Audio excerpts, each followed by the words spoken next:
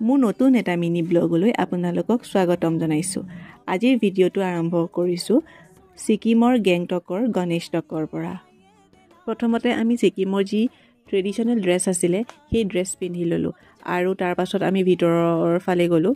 ভিতৰৰ যিটো ভিউ আছিলে বহুত বেছি ধুনীয়া আছিলে আৰু তাত এটা শিৱলিংগ আছিলে আৰু তাতে শিৱলিংগত পানীও দিলোঁ।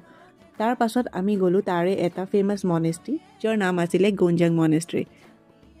মনেষ্ট্ৰীটোৰ ভিতৰৰ যিটো ভিউ আছিলে সেইটো বহুত বেছি ধুনীয়া আছিলে, কিন্তু ভিতৰত ভিডিঅ' কৰাটো এলাউ নাছিলে, সেয়েহে ভিডিঅ' ল'ব নোৱাৰিলোঁ। আৰু বাহিৰৰ ভিউটো বহুত বেছি ধুনীয়া আছিলে। ক'বলৈ গ'লে ছিকিমৰ প্ৰতিটো ঠাই চাফা আৰু বৰ ধুনীয়া, আৰু আমি সকলোৱে তাতে বহুত ফটো উঠিলোঁ। তাৰ পাছত আমি গ'লোঁ খাবলৈ, আৰু এয়াই আছিলে আমাৰ ছিকিমৰ ডে' 1। আৰু আমি ক'ত গ'লোঁ সেয়া নেক্সট ভিডিঅ'ত দেখুৱাম।